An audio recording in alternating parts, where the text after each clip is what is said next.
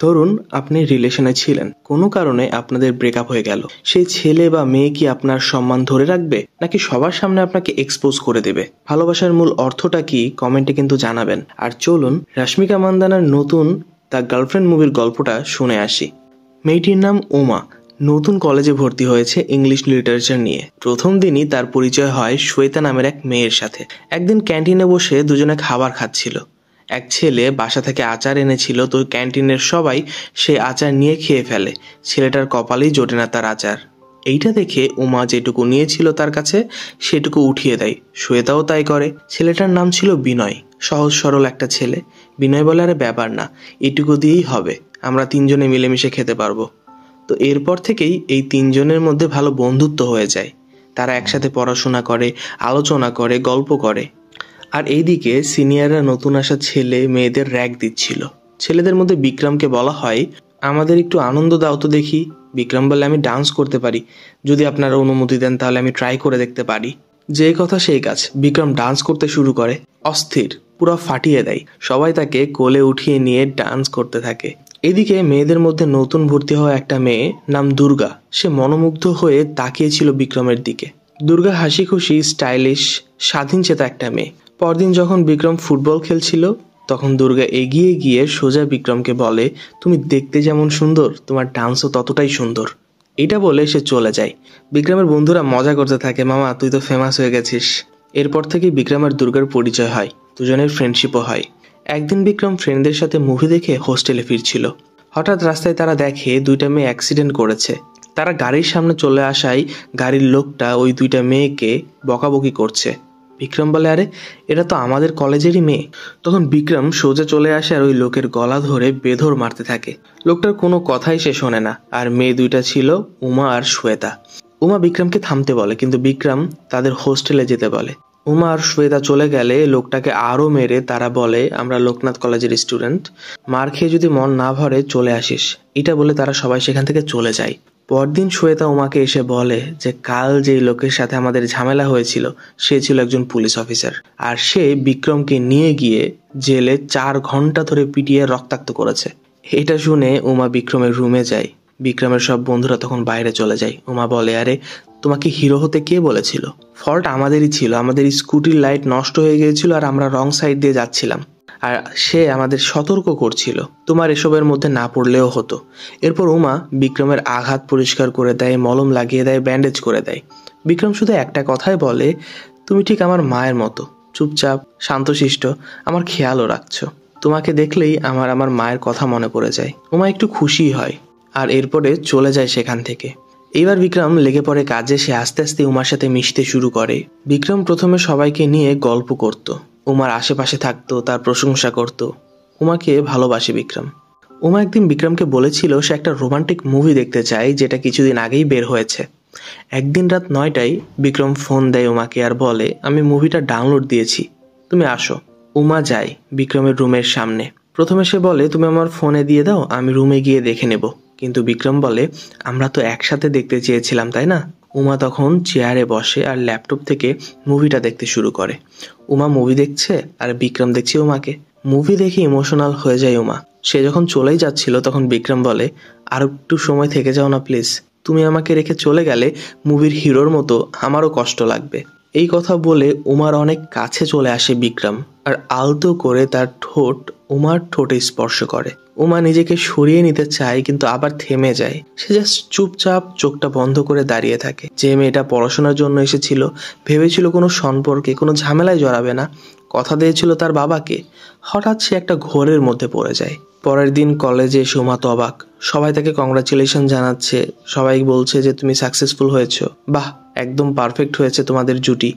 উমা বুঝে পায় না যে পুরো কলেজ জানলো কিভাবে। পরে সে বুঝতে পারে বিক্রমই তাদের কথা সবাইকে বলেছে। হঠাৎ বিক্রম এসে উমার গলা জড়িয়ে ধরে আর বলে, হাই গার্লফ্রেন্ড, কি খবর, লাভ ইউ সো মাচ। এতক্ষণে উমাও একটু একটু করে নিজেকে বুঝিয়েছে। সেও বলে, লাভ ইউ টু বিক্রম। এরপর থেকে দুজন দুজনের সাথে সময় কাটাতে থাকে। যখন দুর্গা বিষয়টা জানতে পারে, সে বিক্রমের কলার ধরে সাইডে নিয়ে যায় আর বলে, আমি তোমাকে ভালোবাসি, ওই গ্রাম্য মেয়ে তোমার জন্য পারফেক্ট না। তুমি কি দেখেছো ওর মধ্যে? শুনেছি ওকে নাকি কিসও করেছো। আমার কি দোষ? আমার কি কমতি আছে তুমি বলো? বিক্রম বলে, দুর্গা তুমি আমার জাস্ট ফ্রেন্ড, তোমার প্রতি আমার ওই টাইপের কোনো ফিলিংস নেই, আর তাছাড়াও তুমি আমার টাইপের মেয়ে না। এই বলে বিক্রম সেখান থেকে চলে যায়। এদিকে উমা আর বিক্রম তাদের ভালোবাসার সুন্দর মুহূর্তগুলো পার করতে থাকে। তারা ঘুরতে যায়, গল্প করে, উমা খাইয়ে দেয় প্রতিদিন বিক্রমকে। এছাড়াও উমা বিক্রমের ঘর গুছিয়ে দেয়, ঝাড়ু দিয়ে দেয়। ভালোই চলছিল। এরই মাঝে একদিন উমার বাবা ফোন দিয়ে বলে, তুই তো ভুলেই গিয়েছিস, খোঁজ নিস না, কথা বলিস না। উমা বলে, না বাবা, পড়াশোনা, পরীক্ষার একটু চাপ তো, এই জন্য খুব একটা বেশি বলা হয় না কথা। তো বিনয়ের কথা মনে আছে আপনাদের? উমা আর শ্বেতার প্রথম ফ্রেন্ড। উমার রিলেশনের জন্য এখন সবাই প্রায় আলাদা হয়ে গিয়েছে। একদিন উমা আর বিনয় দাঁড়িয়ে কথা বলছিল, ক্লাস নিয়ে, পড়াশোনা নিয়ে। শ্বেতা আসে আর বলে, উমা তুই যে কি করিস, বিক্রমের ভালোবাসায় অন্ধ হয়ে এই বেচারা বিনয়ের ভালোবাসা তুই আর দেখতে পেলি না। শ্বেতা চলে গেলে উমা বলে, বিনয়, এমন কথা আমি মাঝে মাঝেই শুনি, এটা কি সত্যি? বিনয় বলে, ধরে নাও এটা সত্যি না, কারণ মানুষ এমন কথা বলতেই থাকে। এরপর বিনয় চলে যায়, আর এইদিকে পেছনে দাঁড়িয়ে কথাগুলো শুনছিল বিক্রম। বিক্রম এসে উমাকে বলে, বেবি, কে ছিল ছেলেটা? উমা বলে, আমার ফ্রেন্ড ছিল, আমার প্রথম পরিচয় ওর সাথেই হয়েছিল। বিক্রম বলে, শুনলাম তোমাকে নাকি ছেলেটা ভালোবাসে। উমা বলে, আরে না, এমন কিছু না। বিক্রম বলে, এখন থেকে তুমি ওই ছেলের সাথে আর কথা বলবে না, ছেলে মানুষ কেমন হয় সেটা আমার জানা আছে। উমা বলে, এটা কোনো কথা? বিক্রম বলে, বেবি, আমি তো তোমার সব, তোমার অন্য কাউকে তো লাগার কথা না, আমি তো আছি। সন্ধ্যায় বিক্রম আসে বিনয়ের রুমে, আর এসেই তাকে মারতে থাকে আর বলতে থাকে, তোর এত বড় সাহস, তুই উমার দিকে তাকাস। এই বলে সে মারতে থাকে। উমা তাড়াতাড়ি করে সেখানে আসে আর বিক্রমকে ঠেকায়। উমা বলে, এইসব কি বিক্রম? উমা বলে, এসব কি বিক্রম, তুমি মানুষ না অন্য কিছু? উমা রাগ করে সেখান থেকে চলে যায়। বিক্রম আসে উমার কাছে আর বলে, বেবি, আমি তোমাকে অনেক ভালোবাসি, কেউ তোমাকে ভালোবাসবে এটা আমি ভাবতেও পারি না, আমার মাথা হ্যাং হয়ে যায়, ক্ষমা করে দাও প্লিজ। পা জড়িয়ে ধরে ক্ষমা চায় বিক্রম। উমা চুপ থাকে। পরের দিন দুর্গা আবারও আসে আর বিক্রমকে সাইডে নিয়ে গিয়ে বলে, শুনেছি তোমাদের নাকি ঝামেলা হয়েছে, ব্রেকআপ করে নিয়েছো নাকি? আমি কিন্তু এখনো ফ্রি আছি। বিক্রম বলে, আরে না, এইসব কোনো বিষয় না। দুর্গা বলে, তোমার জিএফ যদি বলে আমার সাথে দেখা করো না, কথা বলা নিষেধ করে দেয়, তাহলে তুমি কি করবে? বিক্রম বলে, আরে না, ও এমন বলবে না, আর তোমার বিষয় তো আলাদা, তুমি তো আমার ফ্রেন্ড। দুর্গা আলতো করে জড়িয়ে ধরে বিক্রমকে আর বলে, আমি তোমার জন্য ওয়েট করব। এটা বলে সে ওখান থেকে চলে যায়। এভাবেই চলছিল। নেক্সট একটা প্রোগ্রাম আছে কলেজে, সেখানে একটা মঞ্চ নাটক উপস্থাপন করা হবে। দুর্গা সহ অনেকেই আছে সেই নাটকে। উমাও ছিল সেই নাটকে। উমা মানসিকভাবে এখন একটু দুর্বল হয়ে পড়েছে। সে ঠিকভাবে প্র্যাকটিস করছে না, ভুল করছে। নাটকে অংশগ্রহণ এটা তার প্রথমবার। তাছাড়া বিক্রমের সাথে একটু সমস্যাও চলছে। সব মিলিয়ে সে একটু চিন্তায় ছিল। দুর্গা উমাকে দেখে ভাবে, এই মেয়ের মধ্যে কি আছে, কি কারণে বিক্রম ওকে ভালোবাসে। তো একদিন উমা রিহার্সাল শেষে দুর্গাকে বলে, দুর্গা, সরি, এটা আমার লাইফের প্রথম স্টেজে ওঠা, আমি ভুল করছি, ঘাবড়ে যাচ্ছি, তোমাকে এসব সহ্য করতে হচ্ছে, কিন্তু কি করব বলো, সারা জীবন সিটে বসে স্টেজ দেখেছি, নিজে সাহস করে কখনো যায়নি, জানি না আদৌ পারবো কিনা, তবে আমার জন্য তোমার কষ্ট হচ্ছে, এর জন্য সরি। দুর্গা এবার বুঝতে পারে যে আসলে উমা মেয়েটা সহজ সরল, একদম সিম্পল একটা মেয়ে। দুর্গা বলে, আচ্ছা ঠিক আছে, অভিনয় না হয় আমি তোমাকে শিখিয়ে দেবো, চলো। এরপর থেকে দুর্গা উমাকে শিখাতে থাকে। দুইজনে একসাথে অনেকটা সময় পার করতে থাকে। রিহার্সাল শেষে বিক্রম উমাকে নিয়ে যায়। দুর্গা এখন আর জেলাস ফিল করে না। এভাবে অনুষ্ঠানের দিন চলে আসে। পুরো অডিটোরিয়াম ভর্তি দর্শক। বিক্রমও ছিল। সবার সামনে উমা পারফর্ম করে। সবাই দেখে খুশি হয়, হাতে তালি দেয়, সিটি বাজায়। উমা অনেক ভালো করেছে, একদম পারফেক্ট। বিক্রম শুধু দেখছিল আশেপাশে মানুষদের। নাটক শেষ হওয়ার পর সবাই উমাকে ঘিরে ধরে, কংগ্রাচুলেশন জানায়। উমা সোজা গিয়ে খুশিতে জড়িয়ে ধরে বিক্রমকে। কিন্তু বিক্রম বলে, তোমার তাহলে সব ভালোই লাগে তাই না? সবাই তোমাকে দেখবে, অ্যাটেনশন দিবে, আর তোমার ওই ড্রেসটা, ওটা যে পরেছিলে একদম ক্লিভেজ দেখা যাচ্ছিল, সবাই দেখছিল, সিটি বাজাচ্ছিল, তুমি তো ভালোই এনজয় করেছো তাই না? উমা আবারও হোঁচট খায়। সে বুঝে ওঠে না কি বলবে। প্রশংসা অনুপ্রেরণা তো দূরের কথা। বিক্রম বলে, তোমার শখ ছিল, ভালো কথা, এরপর থেকে এসব নাটক ফাটক আর করার দরকার নেই। উমা আবারও চুপ হয়ে যায়, সে কিছু বলে না। এদিকে দুর্গার সাথে উমার ভালো সম্পর্ক গড়ে উঠেছে। দুজনে ভালোই সময় পার করত। একদিন ক্লাস শেষে দুর্গা উমাকে নিয়ে ঘুরতে যায়। উমা প্রথমে যেতে চায় না, কিন্তু দুর্গা জোর করে নিয়ে যায় তাকে। অনেকদিন পর উমা হাসছিল, খেলছিল, মজা করছিল। অনেক সময় পর দুর্গা বলে, উমা, তোমাকে একটা কথা বলি, কিছু মনে করো না। তুমি অনেক সহজ সরল সাধারণ একটা মেয়ে। তোমার মধ্যে প্রতিভা আছে, তুমি চাইলে অনেক কিছুই করতে পারবে। তোমার মতো মেয়েই বিক্রমের পছন্দ, কিন্তু বিক্রম হয়তো তোমার জন্য ঠিক ছেলে নাও হতে পারে। তুমি নিজেকে হারিয়ে ফেলবে। আমিও বিক্রমকে পছন্দ করতাম, তবে তোমার সাথে পরিচয় হওয়ার আগে। আস্তে আস্তে বিক্রমের বাস্তবতা কিছুটা আমি বুঝতে পারছি, তুমি একটু ভেবে দেখো বিষয়টা। উমা কিছু না বলে চলে যায় সেখান থেকে। বিক্রম তো রাগ করেছিল যে উমা তার সাথে দেখা না করে, খাবার না খাইয়ে দুর্গার সাথে চলে গিয়েছে, কিন্তু উমার সাথে দেখা হওয়ার পর বিক্রমের রাগ চলে যায়। প্রতিদিনের মতো উমা আজও বিক্রমকে খাইয়ে দেয়। পরের দিন দুজনে বাইকে করে কোথাও যাচ্ছিল। হঠাৎ বিক্রম বলে, চলো তোমাকে আমার মায়ের সাথে দেখা করিয়ে আনি। এই বলে উমাকে সোজা নিয়ে যায় সে তার বাসাতে। বিক্রমের মা গেটের কাছেই বসেছিল, নক করার আগেই গেটটা খুলে দেয়। লাজুক টাইপের, চুপচাপ। বিক্রম আসতেই তার ব্যাগ জুতা গুছিয়ে রাখে। বিক্রম বলে, মা তোমার বৌমা কেমন হয়েছে দেখো তো। একদম তোমার মতো, তাই না? বিক্রমের মা মুচকি হাসে। এরপর তাদের খাবার দেয়। উমা কথা বলে, কিন্তু বিক্রমের মা তেমন কোনো উত্তর দিচ্ছিল না, মাথা নাড়াচ্ছিল, শুধু কাজই করছিল আর মাথা নিচু করে মুচকি হাসছিল। উমা বিক্রমকে বলে, তোমার মা কথা বলতে পারে না? বিক্রম বলে, আরে বলে তো, কিন্তু কথা বলার খুব একটা প্রয়োজন হয় না। যখন যা করা লাগে সে আগে থেকেই করে ফেলে, এই জন্য তেমন কথা বলার প্রয়োজন হয় না। আর তাছাড়া বাবা যখন ছিল তখন দু একটা কথা বলার কারণে তাকে মারতো, তার গায়ে হাত তুলতো, এই জন্য সে হয়তো খুব একটা কথা বলতে পছন্দ করে না। কথাগুলো শুনে উমা একটু চিন্তায় পড়ে যায়। বিক্রম যায় তার পাশের বাসার বন্ধুর সাথে দেখা করতে। উমা বসে আছে, তখনই বিক্রমের মা একটা অ্যালবাম নিয়ে আসে আর উমাকে দেয়। আর সেখানে তার ছোটবেলার ছবি ছিল। উমা দেখে খুশি হয় আর বলে, আন্টি আপনি তো অনেক কিউট ছিলেন, দুষ্টু ছিলেন, আগেকার হাসিও তো অনেক সুন্দর ছিল আপনার, কিন্তু এখনকার হাসি কেমন যেন ফ্যাকাশে হয়ে গেছে, আপনি হঠাৎ এমন চুপচাপ হয়ে গেলেন কেন? সে কিছুই বলে না। উমা নিজেকে তার জায়গায় কল্পনা করতে থাকে, ভাবতে থাকে সেও যদি এই বাড়িতে আসে, আস্তে আস্তে হয়তো সেও এইরকমই হয়ে যাবে। বিক্রম বাসায় আসে, এরপর উমাকে নিয়ে চলে যায় কলেজে। উমা বলে, বিক্রম আমাদের ভবিষ্যৎ কি? তখন বিক্রম বলে, আমি মনের মতো জব পেলে করব, না হলে বাড়ি গিয়ে বাবার ব্যবসা দেখব।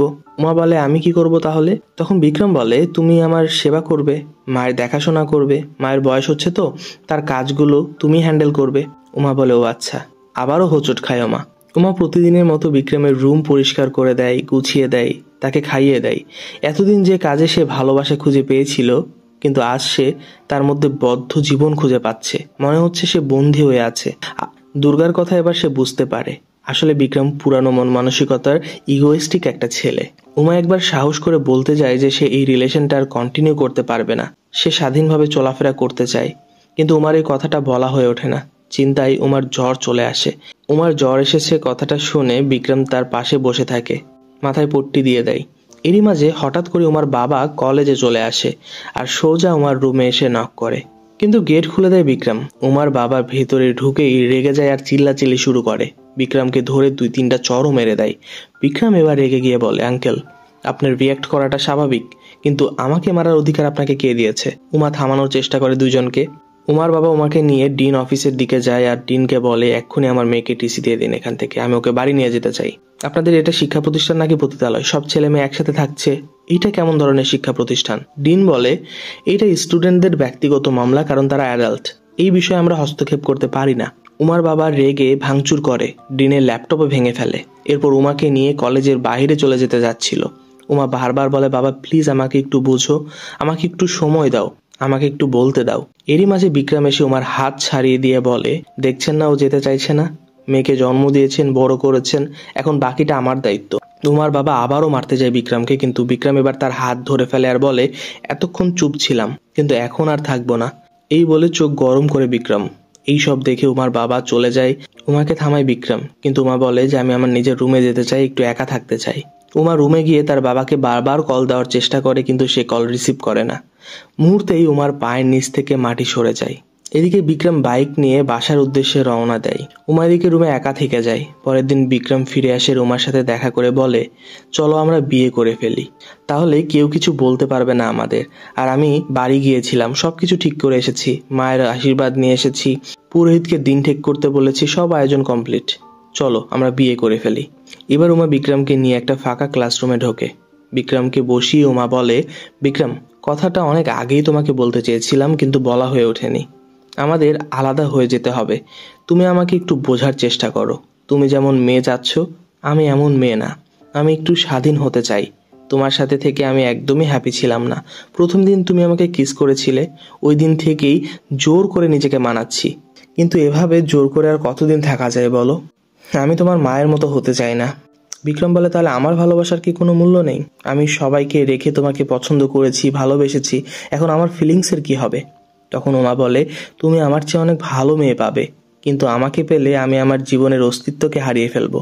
প্লিজ আমাকে একা থাকতে দাও। বিক্রম ক্লাসের বাইরে চলে যায় আর উমা ক্লাসের ভেতরে থেকে গেটটা লাগিয়ে দেয়। বিক্রম ক্লাসের দরজা ধাক্কা দেয় আর বলে, উমা, একবারের জন্য ফিরে আসো, সব ঠিক হয়ে যাবে। তুমি তো বলেছিলে ভালোবাসো আমাকে, তাহলে এখন কি হলো? টিচার এসে বিক্রমকে রুমে পাঠিয়ে দেয়। বিক্রম রুমে গিয়ে সব ভাঙচুর করতে শুরু করে, চিৎকার করতে শুরু করে।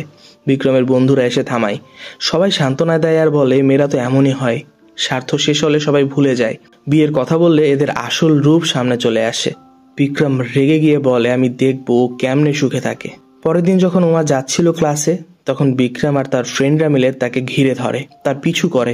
একটা নির্জন জায়গায় নিয়ে গিয়ে বিক্রম উমার গলা চেপে ধরে বলে, কিরে, ভুলে গেছিস এত তাড়াতাড়ি? তোর শখ মিটে গেছে জন্য এখন আর সম্পর্কে এগোবি না? বাহ, ভালোই তো, কিন্তু আমিও এর শেষ দেখব। তোর বিয়ের দিন অনুষ্ঠানে আমাদের পিকচার ছাপিয়ে লাগিয়ে দেব, আর কলেজের সবার জানা উচিত তুই কত বড় ধান্দাবাজ। উমা বলে, প্লিজ আমাকে যেতে দাও বিক্রম। বিক্রম এবারের মতো ছেড়ে দেয়। উমা ক্লাসে যায়, ভয়ে ভয়ে ক্লাস করে। ক্লাস শেষে সে স্যারকে বলে যে, স্যার আমাকে একটু হোস্টেল পর্যন্ত এগিয়ে দিবেন। স্যার বুঝতে পারে যে কোনো একটা সমস্যায় আছে উমা। সে হোস্টেলের গেট পর্যন্ত এগিয়ে দেয় উমাকে। এদিকে উমা খেয়াল করে সবাই তার দিকে তাকাচ্ছে, হাসছে। উমা দেখে তার রুমের সামনে অনেক ভিড়। সবকিছু ঠেলে যখন সে সামনে গেল, তখন সে দেখতে পায় তার দরজায় একটা ছবি আঁকানো।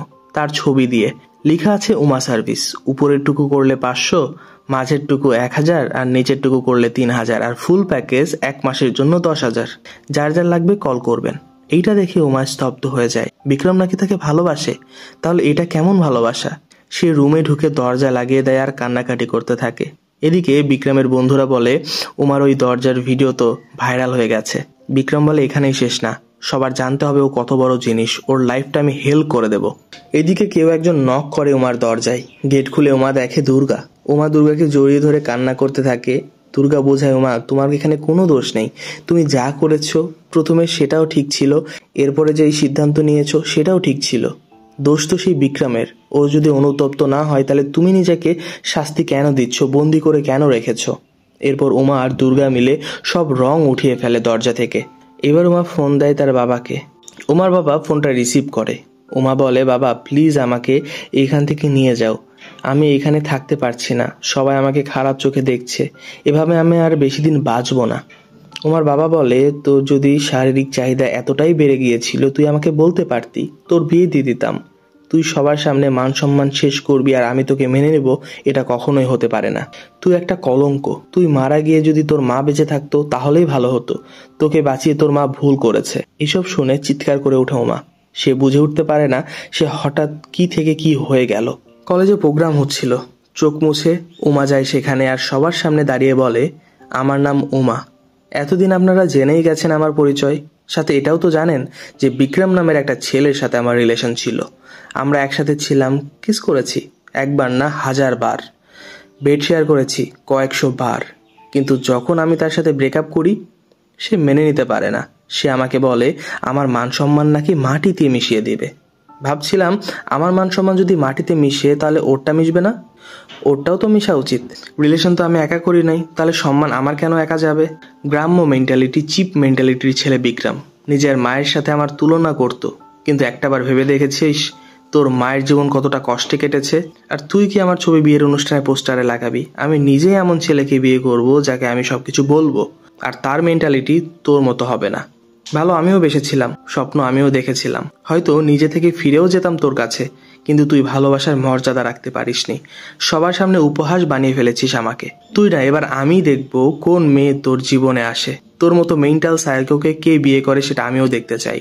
এই বলে গিটার উঠিয়ে মারতে যায় সে বিক্রমকে, কিন্তু মারে না, ওখানেই থেমে যায়। এইটাই ছিল উমার জীবনের টার্নিং পয়েন্ট। সে নিজের জন্য বাঁচার চিন্তা করেছে, তার বাবার জন্যও না, বিক্রমের জন্যও না। পড়া শেষে কিছুদিন পর একটা কোম্পানিতে সে জব পায়। মাঝে মাঝে এখন সে কোম্পানির কাজে বিদেশেও যায়। সে নিজে এখন একটা বইও লিখছে। উমা ভালো আছে, হ্যাপি আছে। তার বাবাও এখন তার কথায় চলে, তার উপর নির্ভরশীল। দুর্গার সাথেও তার এখন কথা হয়। দুর্গাই তো তাকে বাঁচার আশাটা দিয়েছিল। সব মিলিয়ে গল্পটা তো ভালোবাসার, কিন্তু ভালোবাসাটা এমন হওয়া উচিত না, একদমই না। একে অন্যের প্রতি শ্রদ্ধা সম্মান থাকাটাই ভালোবাসার মূল উদ্দেশ্য। জানাবেন আপনাদের মতামত কি। দেখা হচ্ছে নতুন গল্পে। ধন্যবাদ সবাইকে।